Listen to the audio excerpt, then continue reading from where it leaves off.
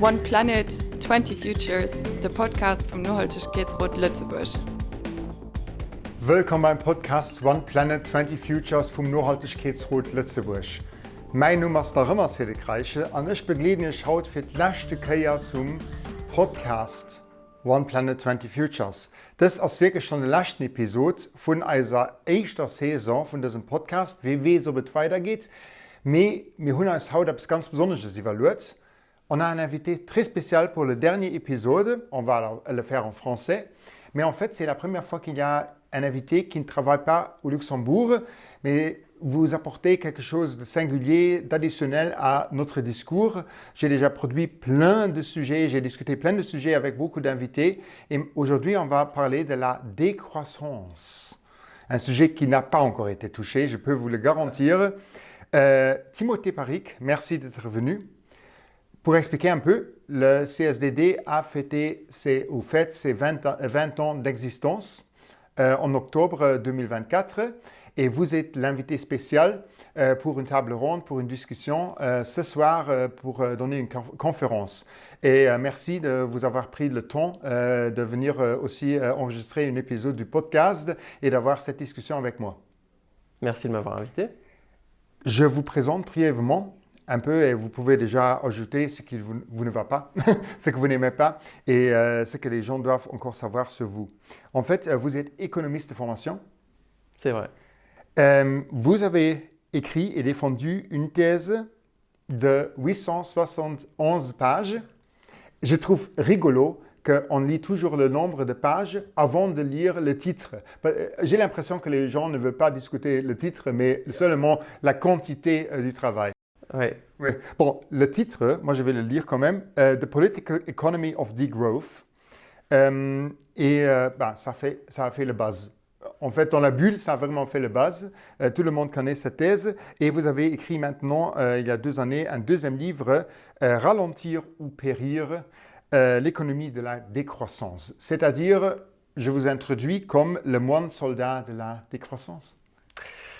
Oui, c'était pas parti pour être comme ça, mais je le suis devenu avec la popularité de la thèse. Oui, alors peut-être on commence brièvement.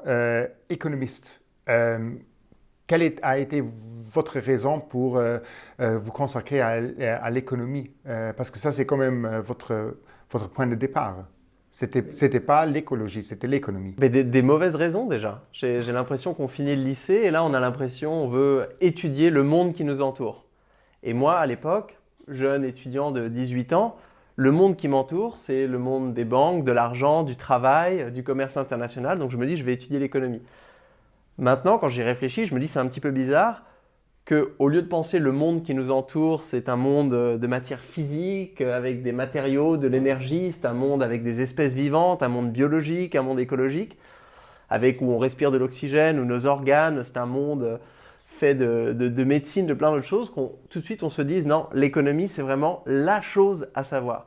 Donc moi je suis allé étudier l'économie pour les mauvaises raisons, et au fil des diplômes, j'ai commencé à creuser et je me suis rendu compte que l'économie que j'avais étudiée à l'université, c'était un sous-secteur, une toute petite partie d'une économie beaucoup plus vaste, l'économie du vivant. Et donc c'est ce que j'ai essayé de faire dans ma thèse et maintenant dans mes recherches en économie écologique, c'est-à-dire de répondre à des questions d'économie, mais sans oublier en fait l'environnement qui est autour. Le changement climatique, vous l'avez perçu très tard, non? Très tard. J'ai dû attendre un Erasmus en Suède, à l'université d'Uppsala, oui, où j'ai pris l'un de mes premiers cours interdisciplinaires sur les problématiques environnementales. Quelque chose qu'on n'avait même pas en option, en fait, dans ma licence d'économie, qui était vraiment très mainstream. Et là, j'ai pris une gifle monumentale. C'est-à-dire que, en tant qu'économiste, nous, on travaillait sur la croissance, la compétitivité, la productivité, l'inflation, les crises financières, voilà, ça c'était nos petits problèmes. Et là d'un coup, je découvre un problème gigantesque. J'avais l'impression, avant, moi j'étais en train de faire mon petit Rubik's Cube sur le Titanic, et là je découvre en fait que le problème c'est pas le Rubik's Cube, le problème c'est que le Titanic il fonce vers un iceberg. Et donc après cette rencontre avec le changement climatique, je me rends compte que waouh, même le changement climatique c'est qu'un problème. Il y avait aussi l'acidification des océans, il y a aussi l'érosion de la biodiversité, Il y a aussi tout plein de problématiques liées aux produits chimiques, liées à nos prélèvements en eau. Et donc là, je découvre en fait, pour moi, les véritables problématiques économiques du XXIe siècle. Une gifle pour beaucoup d'économistes est déjà le mot décroissance. Comment est-ce que quelqu'un qui défend la décroissance peut avoir une vision du futur? Moi déjà, je viens de l'économie et je viens des théories de la croissance. Donc moi j'ai commencé par être un spécialiste de la croissance économique. Et donc en tant qu'économiste, on essaie de comprendre qu'est-ce que c'est que la croissance, d'où est-ce qu'elle vient, pourquoi est-ce qu'un pays va réussir à croître et un autre, qu'est-ce qui se passe justement quand on a une crise économique et un pays va venir se contracter. Et en étudiant un petit peu la dépendance en fait des économies vis-à-vis de l'énergie et des matériaux, de comprendre que cette croissance, elle n'était pas immatérielle, elle n'était pas dématérialisée. Je me suis posé une question, je me suis dit, tiens, si on a ce mouvement de croissance qui vient vraiment alourdir l'empreinte écologique d'un pays, et si on veut vraiment faire baisser cette empreinte, est-ce qu'on ne pourrait pas explorer l'hypothèse d'une décroissance? Donc moi, ça me paraissait logique, même en tant qu'économiste. Croissance qui alourdit l'empreinte écologique, décroissance qui va venir alléger l'empreinte écologique. Donc instinctivement, ça paraissait pas très controversé. Si on étudie la croissance, bien sûr, on peut étudier son contraire, la décroissance. Je me suis rendu compte que c'était en fait beaucoup plus controversé que ça. Et ça fait maintenant 10 ans que j'étudie donc les théories de la décroissance. Dans le dernier rapport du GIEC, IPCC, le mot croissance apparaît 15 fois et le mot décroissance aucune fois.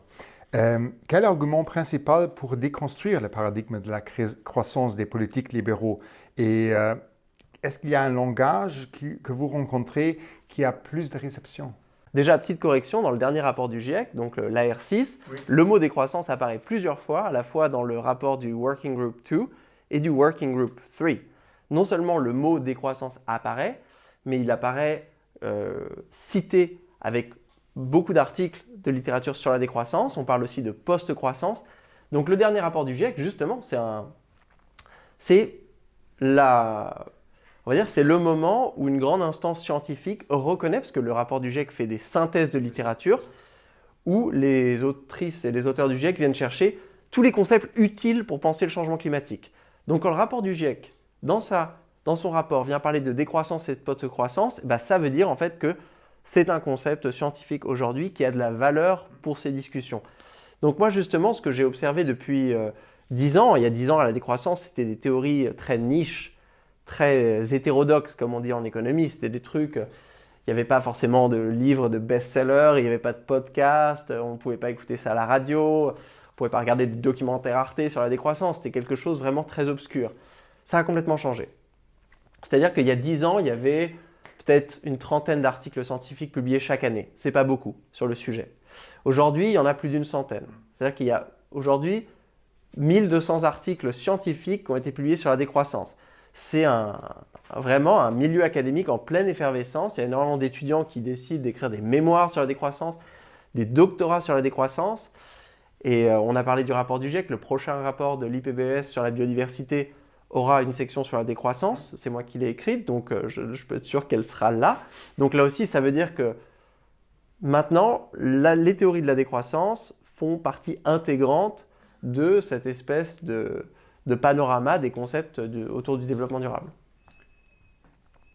Mais est-ce que la décroissance ne fait pas peur dans une société comme le Luxembourg où on dit qu'on n'a pas de choix, qu'on doit avoir une croissance du GDP, du PIB, parce que sinon on ne peut pas financer les retraites, on ne peut pas financer notre système social. C'est-à-dire cette croissance, elle est inhérente à notre mode de vie. Alors pour moi, on a peur des mauvaises choses.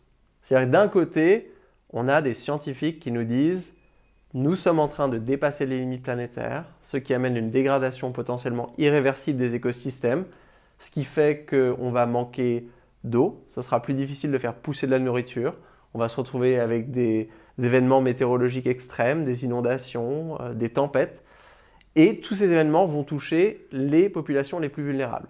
Donc ça, c'est assez effrayant, ça fait quand même le jour d'après, ça fait film apocalyptique, hollywoodien, ça fait peur. On imagine, waouh, on va plus pouvoir se nourrir, ça va devenir très difficile de trouver des ressources, il va y avoir des conflits géopolitiques qui vont s'organiser autour de ces ressources qui deviendront de plus en plus rares. Là, on est vraiment dans du Black Mirror, là, c'est vraiment de la belle dystopie apocalyptique. À côté de ça, quand on compare un PIB qui baisse, est-ce que ça devrait vraiment faire peur? Déjà, 99,9% des gens ne savent pas ce que c'est que le PIB véritablement. Même la plupart des économistes ne savent pas le calculer parce que c'est très compliqué. Il faut vraiment avoir étudié la comptabilité nationale, même en France. Il y a juste une équipe d'une 30aine de personnes qui sait calculer le PIB. Donc, le PIB, en plus, c'est un indicateur qui est assez vieux. Il a été créé dans les années 1930 aux États-Unis par quelqu'un, un statisticien biélorusse, Simon Kuznets, qui, dès qu'il a créé le PIB, il a surtout dit au Congrès américain « Attention, je vous ai créé un indicateur de crise, ne l'utilisez pas pendant une période qui n'est pas une période de guerre et une période, une fois que vous êtes sorti de la crise, il faut avoir des indicateurs qualitatifs. » On ne l'a pas écouté. Donc aujourd'hui, en fait, notre peur, elle est mal placée.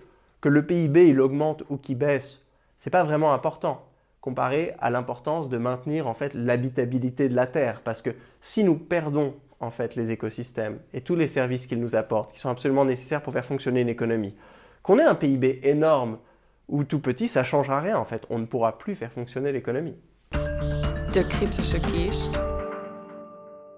L'esprit critique, je crois que vous le connaissez, c'est Leif Phillips, un écrivain scientifique.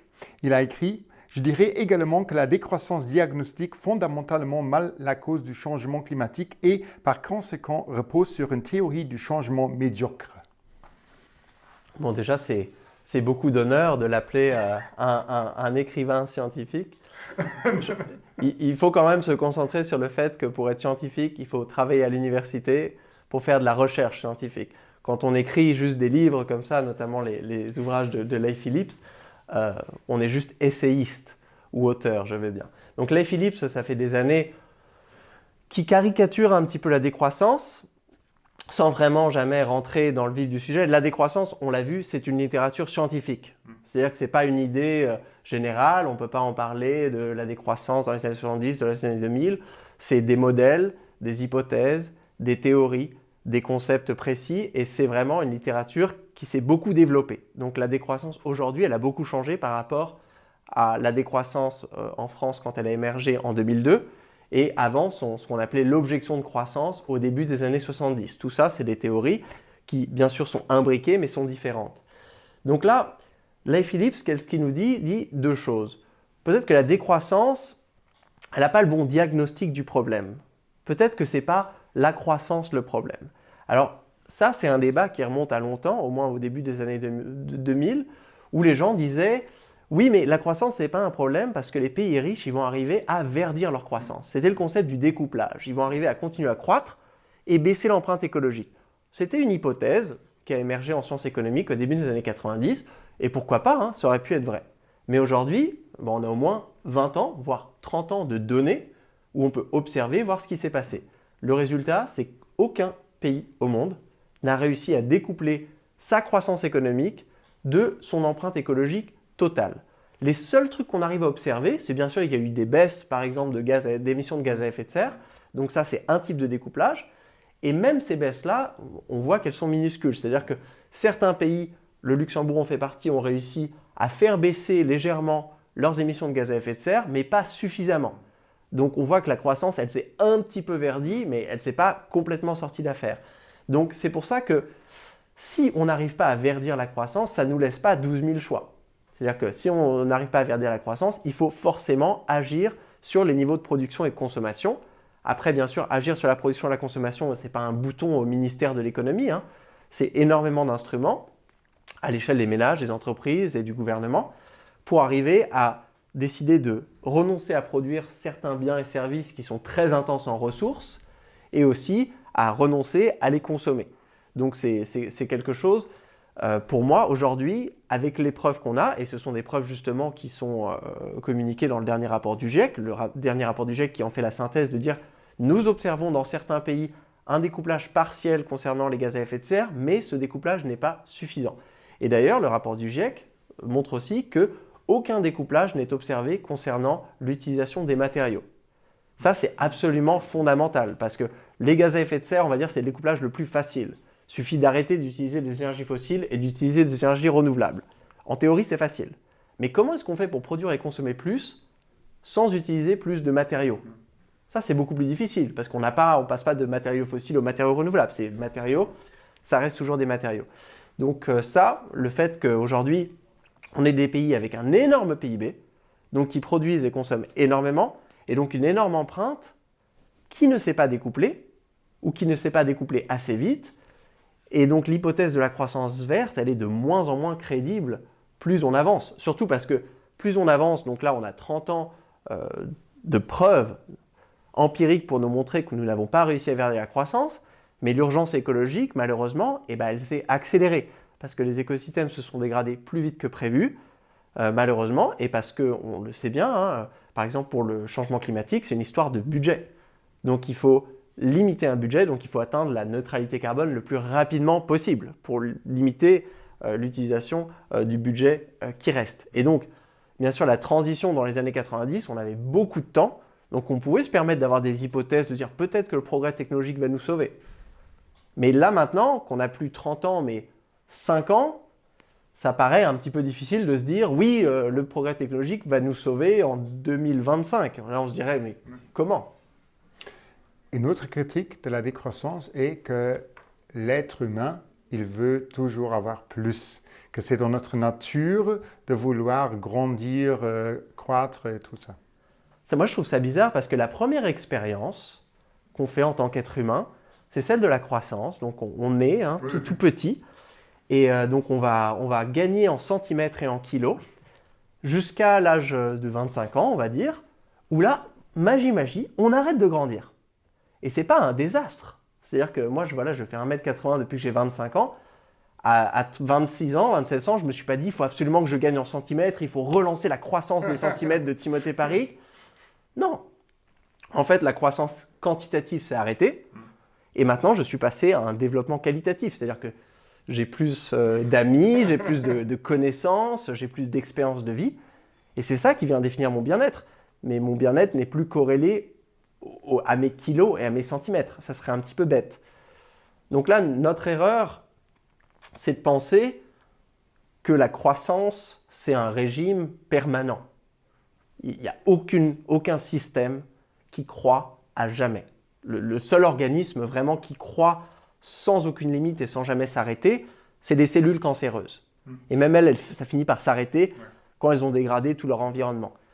Donc, même dans l'économie du vivant, il y a cette certaine sens de la proportion où on vient croître et on s'arrête à partir du moment où on atteint la maturité, la bonne taille en fait, qui nous permet de pouvoir prospérer. Et on voit, moi j'invite les gens à nous regarder, pensez à n'importe lesquels de vos besoins, que ce soit mon besoin de m'habiller. Est-ce que j'ai besoin d'avoir une croissance de 2% du nombre de vêtements par an? Non, j'ai besoin d'avoir assez de vêtements pour pouvoir m'habiller de manière correcte. Si j'en ai pas assez, donc je suis en situation de sous-consommation, il faut en effet que j'en ai plus. Si j'en ai trop, je peux me permettre d'en avoir moins. Pareil pour les médicaments. Est-ce qu'il faudrait dire, oui, on va produire tous les ans 5% fois plus? Non. Les médicaments, le jour où je suis malade, il faut juste que j'ai accès à un médicament qui puisse me permettre de retourner à la pleine santé. Donc on voit que la satisfaction des besoins, anthropologiquement, c'est quelque chose qui répond à des seuils de satiété. C'est-à-dire qu'il y a un besoin qui se crée, on satisfait le besoin, c'est terminé. Donc les processus économiques, si l'économie c'est l'organisation sociale qui permet de contenter, de satisfaire des besoins, ça devrait être aussi quelque chose d'assez éphémère. C'est-à-dire de se dire, ah bah tiens, s'il y a un besoin qui apparaît, par exemple, ah bah tiens, aujourd'hui on aimerait se déplacer plus en vélo. Peut-être que nous n'avons pas les vélos, peut-être qu'il n'y a pas les vélos électriques cargo pour les enfants, très bien, on va les produire. Mais l'objectif, c'est pas de produire de plus en plus de vélos cargo jusqu'à ce qu'on en ait 12 à la maison. L'objectif, c'est de venir contenter un besoin qui est fini. Et donc là, on se rend compte que si tous les besoins sont finis, pourquoi est-ce qu'on a une croissance infinie comme objectif de développement macroéconomique? C'est une vision en fait du futur qui est assez pauvre parce que la croissance, c'est juste l'augmentation. On va dire le but de l'économie, c'est qu'elle soit de plus en plus grosse. C'est un peu comme du culturisme, de la muscu vraiment financière, de se dire on va bien muscler notre PIB et chaque année, il faut que ce soit plus gros, plus gros, plus gros, plus gros, plus gros. C'est une vision assez pauvre du développement. Top, Flop. Qu'est-ce que vous ne voulez plus devoir expliquer? Alors, moi, c'est le fait que la décroissance, ça soit comme une récession, ou comme une pandémie, ou comme les effets d'une guerre ou d'un embargo. On comprend bien qu'il y a plein de types de croissance différentes. De la même manière, il y a plein de types de contractions économiques différentes.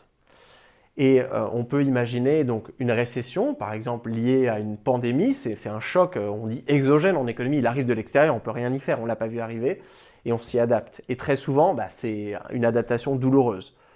On est forcé de fermer des entreprises, on est forcé de mettre des personnes au chômage, on est forcé parfois de faire des politiques d'austérité au niveau des services publics, ce qui va venir exacerber en fait des situations de pauvreté pour les populations les plus vulnérables. C'est quelque chose de terrible. Mais ça, on peut imaginer aussi, on pourrait le faire dans un contexte où on décide de ralentir de manière coordonnée et organisée. Moi, l'analogie que je préfère, c'est la différence entre le régime et l'amputation. Si on le mesure en termes de kilos, perdre 20 kilos, je peux le faire en 2 ans, en assainissant mon régime, en faisant du sport, ou je peux me couper la jambe tout de suite. Je perdrai 20 kilos, ce sera la même chose. Donc là, pareil, décroissance-récession, si on regarde le PIB, on se dit, c'est la même chose, c'est une économie qui devient plus petite. Mais non, en fait, côté récession, c'est une amputation économique, un choc externe qui va avoir des conséquences désastreuses. Et la décroissance, c'est plus un régime économique. Elle va être sélective, elle va se faire graduellement. Pour alléger l'empreinte écologique, elle va se faire dans un esprit de justice sociale pour protéger les plus vulnérables. Et les deux phénomènes n'ont vraiment rien à voir. Donc j'ai un petit peu l'impression que, et ça revient à la première question, quand on dit « Ah, la décroissance, c'est comme la récession », on reste un petit peu dans cet imaginaire de la peur, de se dire si une économie ne va pas croître à jamais, c'est mal. Quelque chose de problématique va se passer. Et ce qui est un petit peu naïf, parce que les gens, en plus, peut-être ne savent pas que toutes les économies à haut revenu sont dans des situations de ce qu'on appelle une stagnation séculaire. Donc elles sont en train d'arrêter de croître de toute manière. Donc si on ne vient pas les réformer et repenser un peu notre modèle de développement, elles seront coincées dans une récession permanente. Amputation permanente. Donc je préfère organiser un régime pendant une décennie, quelques années, pour avoir une économie qui puisse prospérer sans croissance sur le très long terme, plutôt qu'avoir une économie dépendante de la croissance, mais qui ne puisse plus croître, qui va se retrouver chaque année à devoir amputer un orteil, un doigt ici et là. Une autre réalité du Luxembourg, c'est que le stress des gens a augmenté considérablement les dernières années. En même temps, si on utilise votre livre, titre de livre, « Ralentir ou périr », ça fait peur, ralentir, parce qu'on veut avoir moins de stress, tout le monde est stressé, mais on a peur de ralentir. Comment est-ce que ça va ensemble? Qu'est-ce qui nous fait peur en fait? Alors, déjà, c'est assez paradoxal parce que les gens sont stressés souvent parce qu'ils tombent dans ce qu'on appelle la pauvreté temporelle. La pauvreté temporelle, c'est quand on n'a pas assez de temps pour faire toutes les choses qu'on a envie de faire. Et donc, on se retrouve en fin de journée, j'ai pas eu le temps de faire ça, j'ai pas eu le temps de faire ci, et donc on est stressé. Et souvent, on a ça parce qu'on travaille trop. Donc ça, c'est aussi l'un des côtés négatifs de la croissance économique, c'est pour produire de plus en plus de choses, il faut mettre les heures de travail pour pouvoir les produire. Pour consommer de plus en plus de choses, il faut pouvoir les acheter. Pour avoir ce pouvoir d'achat, il faut travailler de plus en plus pour pouvoir gagner de l'argent qui nous permette de consommer. Donc on voit que c'est un petit peu un cercle vicieux. Et ralentir, c'est se dire, tiens, est-ce que je ne vais pas essayer de libérer des heures? De se dire, je vais passer moins de temps peut-être à produire des marchandises dans une entreprise sur un marché, donc ce qui est mesuré par le PIB, la croissance, mais ça va libérer des heures pour peut-être participer à la vie associative de mon quartier, passer plus de temps avec mes enfants, lire des livres, démarrer une chorale, ou je ne sais pas, toutes ces choses qui ne sont pas comptées dans le PIB, mais qui contribuent à notre bien-être, qui contribuent non seulement à notre bien-être, mais à ce qu'on appelle aussi des processus de reproduction sociale. C'est-à-dire que pour pouvoir travailler, il faut être en bonne santé mentale, il faut avoir de l'énergie. Si on surtravaille, on a un burn-out individuellement. Et ça peut se passer aussi à l'échelle d'une communauté. Si la communauté, en fait, elle n'a pas d'association, elle n'a pas de vie politique, elle n'a pas de vie artistique, au bout d'un moment, ces services socio-systémiques, en fait, ils se dégradent, un petit peu comme un écosystème. Et ça peut mener à l'équivalent de ce qu'on appelle une récession sociale, c'est-à-dire un burn-out collectif, où en fait les voisins commencent à se détester, on ne se parle plus, il y a des divisions politiques qui sont insurmontables, l'accès à l'art devient extrêmement élitiste, et ça en fait c'est mauvais même pour la croissance, parce que les gens ensuite ils sont déprimés, ils ne peuvent plus produire même les marchandises pour un marché. Donc le ralentissement, ici on a une belle double coïncidence, qui est assez heureuse de se dire non seulement on doit ralentir pour alléger l'empreinte écologique, ça c'est une certitude, on l'a vu parce que nous ne pouvons pas verdir la croissance, mais ce ralentissement risque d'avoir des co-bénéfices sociaux. Et d'ailleurs, ça, il y a tout un chapitre du dernier rapport du GIEC qui vient étaler un nombre impressionnant de preuves scientifiques pour montrer que le ralentissement et les baisses de consommation peuvent avoir énormément de co-bénéfices sociaux à partir du moment où elles sont bien organisées. Par exemple, si on arrive à travailler moins, faire plus de télétravail, peut-être réorganiser aussi l'aménagement d'un territoire pour se permettre d'utiliser moins la voiture, on va faire baisser la pollution de l'air en ville, la pollution sonore, les accidents de la route. Et donc, on voit ici que ça va venir créer du bien-être, ça va faire baisser les dépenses contraintes liées au traitement des maladies cardiovasculaires liées à la pollution de l'air, ça va alléger aussi donc, les budgets de santé de l'État. Donc on voit qu'il y a plein de cercles vertueux qui sont liés en fait à ces stratégies de ralentissement où on va juste éviter la création ou l'aggravation d'un problème. Tro vom Nachhaltigkeitsrat. Le Luxembourg est une société multiculturelle et internationale.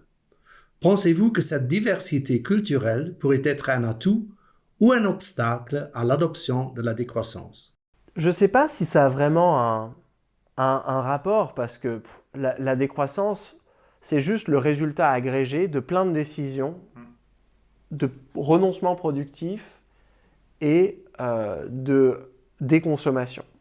Donc de se dire, par exemple, si on regarde l'alimentation, donc l'alimentation c'est une part importante de notre empreinte carbone, et quand on regarde dans l'alimentation, c'est les produits carnés et surtout le bœuf qui représente près de la moitié des émissions de la part alimentaire. Donc en tant qu'économiste écologique, si on veut baisser l'empreinte carbone, c'est simple, il faut produire et consommer moins de viande et surtout de bœuf. Donc là on voit c'est des changements complexes, mais que ça s'applique vraiment dans un endroit ou dans un autre, je ne sais pas si ça a beaucoup d'importance. Ce qui va varier, en fait, c'est d'un pays à l'autre, d'un territoire à l'autre, même d'une ville à l'autre, d'un ménage à un autre. Les choix vont être différents parce que les priorités sont différentes. Ce qu'on a en commun, c'est la finitude de nos budgets écologiques. Quand on nous dit, par exemple, à l'échelle du Luxembourg, vous avez un budget carbone en nombre de tonnes équivalent à votre population. En France, on en a un, en Suisse, on en a un autre. Et on ne peut pas consommer plus que ces tonnes. Mais après, on a le droit de les utiliser pour faire différentes choses. Peut-être qu'un pays, un ménage, une entreprise, une communauté va décider, nous, ce qui est très important pour nous, c'est cette chose-là. Et donc, on va utiliser nos tonnes de carbone pour faire ça.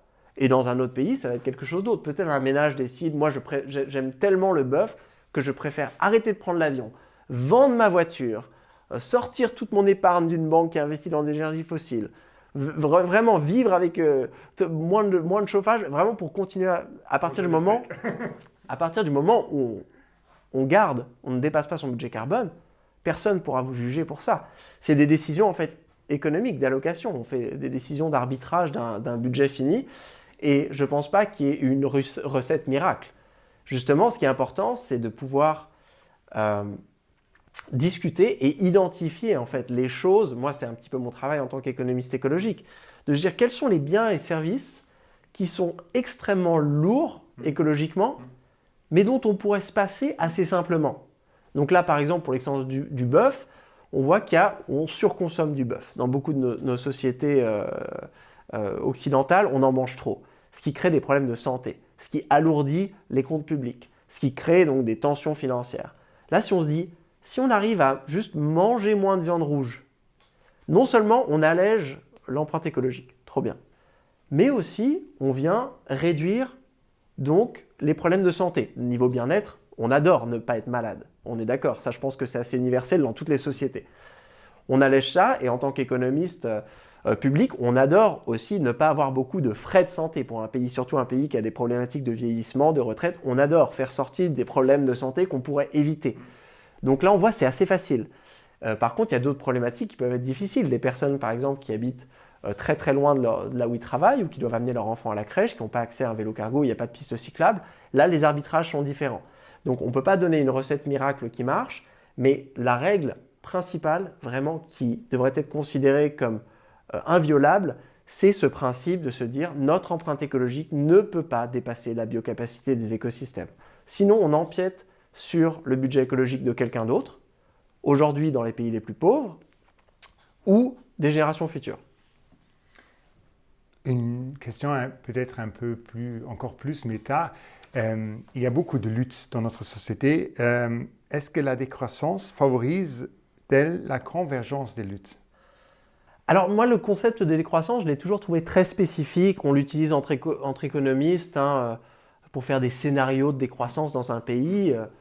Et c'est vrai, quand on définit la décroissance comme une réduction de la production et de la consommation pour alléger l'empreinte écologique, bon, c'est quelque chose de très spécifique, mais le mot, il n'est pas très populaire. Il est aussi trop spécifique dans le sens où la plupart des gens ne savent pas ce que c'est que la croissance économique, donc parler de décroissance. Il y a des mots que je trouve quand même mieux pour organiser les convergences.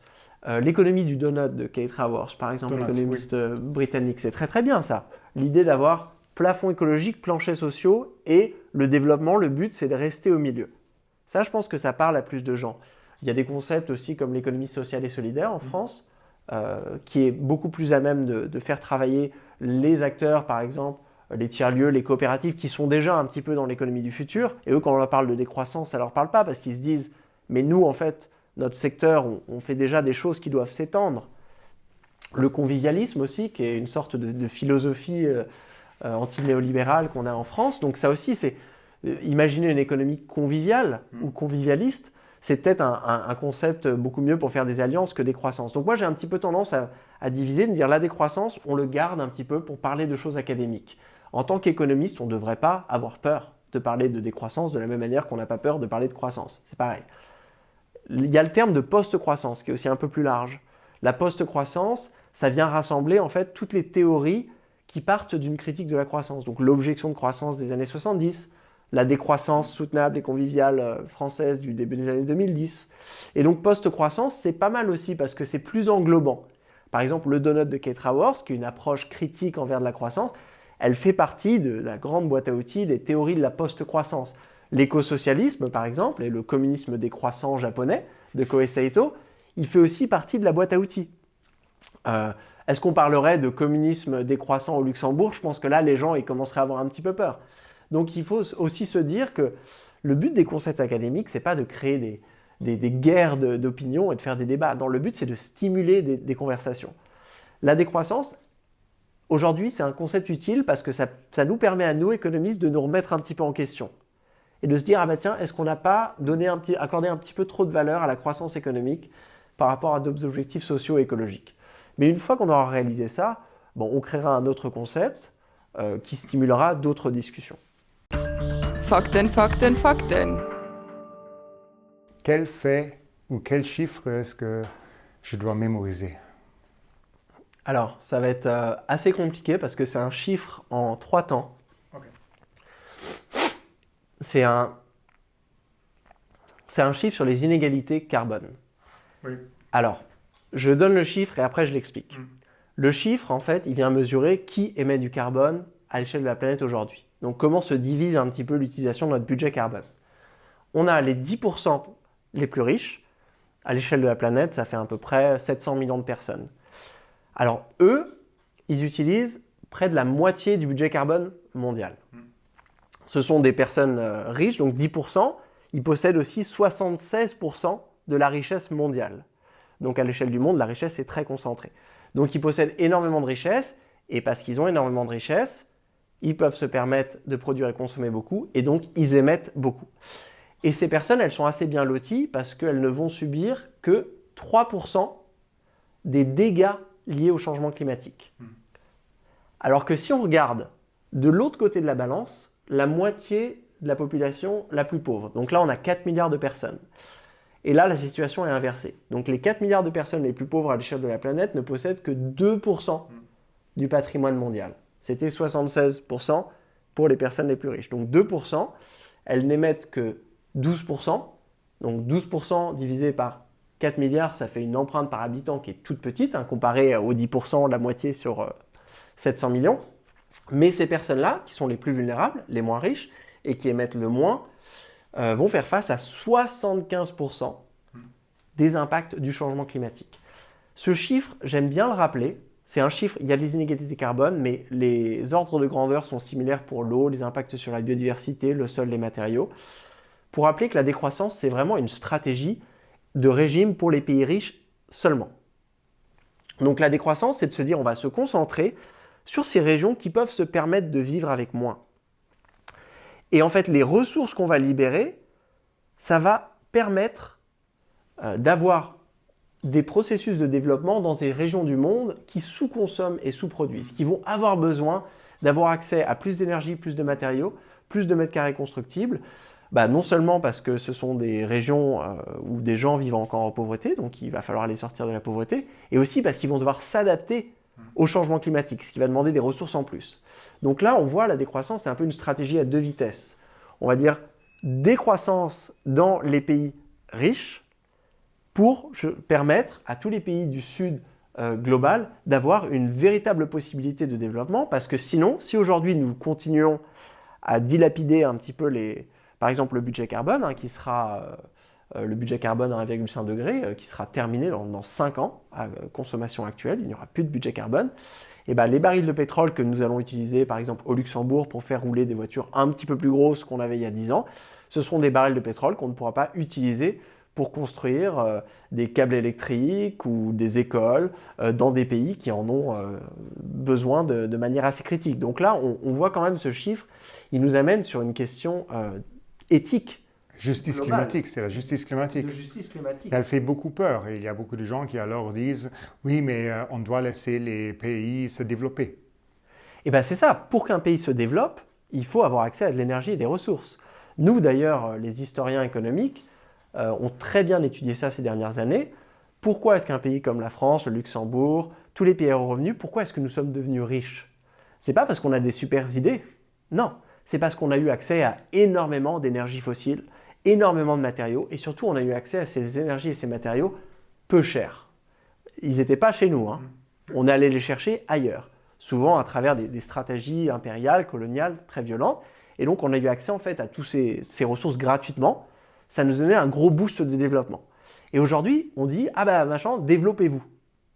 Mais les pays du Sud, ils vont aller les chercher où, les ressources naturelles? Il faudrait une autre planète avec des pays encore plus pauvres qui pourraient coloniser pour... Ça ne marche pas. Aujourd'hui, la seule stratégie de développement dans les pays du Sud, c'est une stratégie basée sur le partage d'un budget fini. Et c'est d'ailleurs la synthèse d'Olivier de Schutter, qui est le représentant aux Nations Unies sur les sujets de la pauvreté, qui vient de publier un rapport, il y a 2 mois, qu'il a appelé « Éradiquer la pauvreté au-delà de la croissance ». Et c'est son message principal. Il dit la stratégie de se dire « Ah bah tiens, il faut les faire croître pour qu'ils rattrapent » ne va pas fonctionner, parce qu'on n'aura pas assez de ressources naturelles. Là, aujourd'hui, l'éradication de la pauvreté, elle doit se faire en parallèle de l'éradication de la richesse extrême. Alors je sais que c'est un petit peu nouveau. Nous, les économistes, on n'a pas l'habitude de penser avec des contraintes comme ça de ressources finies. Mais aujourd'hui, malheureusement, sur les décennies à venir, il va falloir penser un petit peu de ce jeu à somme nulle, que si on veut pouvoir utiliser de l'énergie, des matériaux dans les pays qui en ont vraiment besoin, il va falloir réduire son usage dans des pays qui en ont moins besoin. Mais c'est un shift de paradigme radical. C'est assez radical, mais en même temps, ça ne me paraît pas non plus infaisable. Et quand on regarde, moi ça fait que 10 ans que je travaille sur le sujet, j'ai l'impression que les mentalités, elles ont déjà bien changé. Donc c'est quelque chose où aussi, quand on parle de transition, de quelque chose de difficile à faire, il faut parler de comment est-ce qu'on partage l'effort de transition. Et instinctivement, ça me paraît quand même assez rationnel de dire que les pays les plus riches, aujourd'hui, nous, on a beaucoup de marge de manœuvre. C'est-à-dire, on peut se permettre de faire des choses très compliquées, très radicales, parce qu'on a beaucoup de filets de sécurité qui nous protègent au cas où si ça ne marche pas. Ce qui n'est pas le cas d'un pays très pauvre. Un pays très pauvre où, par exemple, l'intégralité de son budget national provient de l'exportation de produits fossiles, s'il essaye d'arrêter d'exporter des produits fossiles, son pays peut s'effondrer. Véritablement, l'intégralité de l'économie peut s'effondrer. Ce n'est pas le cas de la France, du Luxembourg, de la Suisse, des États-Unis. Donc aujourd'hui, on devrait accepter notre responsabilité dans les pays du Nord et de se dire, les stratégies les plus radicales, c'est pour nous. Et justement, de se dire, on va devoir être beaucoup plus radical que la moyenne pour permettre à ceux qui sont dans des situations vulnérables en fait, d'avoir des marges de manœuvre beaucoup plus protectrices que celles qu'on aura ici. Si on veut maintenant mettre en œuvre votre vision du futur, quel est le premier pas à prendre? Le premier pas, c'est de faire un switch complet au niveau des politiques publiques. Au lieu d'essayer de relancer la croissance, de faire des politiques de croissance, d'essayer de stimuler la production, la compétitivité, la productivité, qui sont des objectifs économiques. Donc on l'a vu, l'économie, si l'économie c'est une sous-sphère de l'économie du vivant, ça on voit c'est beaucoup trop étroit. Donc là il faudrait faire donc des politiques de décroissance, on l'a vu pas pour toujours, mais pendant cette période de régime, de se dire ah bah tiens, pendant les années qui viennent, la transition écologique est tellement importante que ça va être ça nos objectifs prioritaires.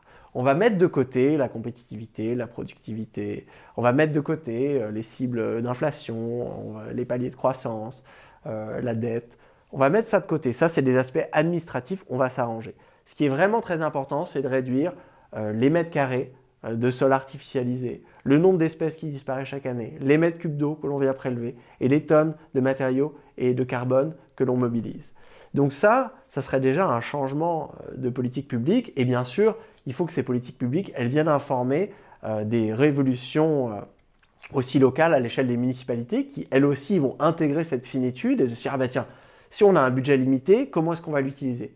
Et les entreprises, pareil, au lieu de rester un petit peu dans cette course, bon, non pas à la croissance, mais à la croissance des profits, du chiffre d'affaires, cet aspect un petit peu très capitaliste, compétitif, de se dire, bah tiens, nous, on va activer nos compétences et nos infrastructures pour accélérer la transition écologique. Parce qu'on l'a vu, si la décroissance est définie comme un régime temporaire, on a tous intérêt à le faire de la manière la plus rapide possible parce que ça nous sauvegarde le plus de ressources.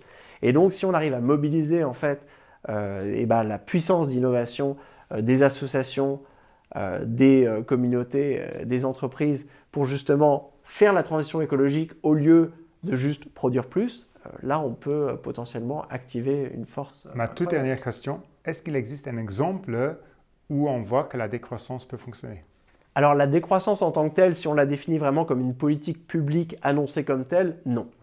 Mais on arrive quand même à trouver plein de petites expériences. Ça peut être des entreprises qui viennent se dire, ah bah tiens, nous là on a réalisé que cette gamme de produits, là une entreprise en France qui vient de l'annoncer par exemple, qu'elle s'est identifié que les lingettes pour bébé, c'était sa gamme de produits qui alourdissait le plus son empreinte.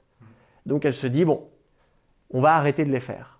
Problème, c'est aussi leur produit le plus lucratif. Donc on arrête de les faire, ça va faire baisser notre empreinte, mais ça va aussi faire baisser notre chiffre d'affaires de 20%. On l'accepte. On l'accepte, et là on voit c'est une stratégie de décroissance. Pareil, quand on regarde, et c'est une tendance qui est quand même assez répandue dans beaucoup de pays, plein de personnes qui se disent « Ah bah tiens, moi je me sens très concerné par le changement climatique, je vais arrêter de manger de la viande, je vais moins prendre la voiture, je vais arrêter de prendre l'avion. » Donc là, tous ces phénomènes de simplicité volontaire et de déconsommation, c'est des exemples en fait de décroissance ici, la microéconomique. Ce qui nous manque en fait, c'est le chef d'orchestre. C'est de se dire « Ah bah tiens, toutes ces choses-là qui sont en train de se passer, on a beaucoup de déconsommation et de simplicité volontaire, mais on a aussi beaucoup de publicité et d'obsolescence programmée qui contrebalancent. Est-ce qu'on ne se dirait pas, accordons nos violons et faisons cette transition écologique pendant ces quelques années qui nous permettrait de faire baisser l'empreinte écologique sous la biocapacité.